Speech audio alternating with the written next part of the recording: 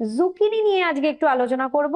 Zucchini একটা সবজি যেটা এখন কিন্তু মার্কেটে অনেকটাই অ্যাভেলেবল, আমাদের ইন্ডিয়ান মার্কেটেও।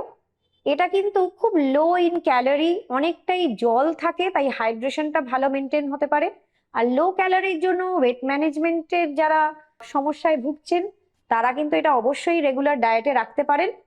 আর এটার কিন্তু ডাইজেশনের জন্য ভালো। ইভেন থাইরয়েড পেশেন্টরাও এটা কিন্তু নির্দ্বিধায় খেতে পারেন, ভালো করে রান্না করে হালকা সটে করে।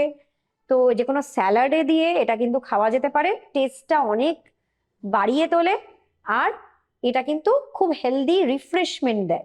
কিন্তু যেহেতু এটা অতটা অ্যাভেলেবল নয়, তো সেজন্য এটার দামটা একটু বেশি হতে পারে, তাই সবাই এটা অ্যাভেল করতে পারেন না। তো তার জায়গায় আপনারা শশা দিয়ে পরিপূর্ণতা পেতে পারেন।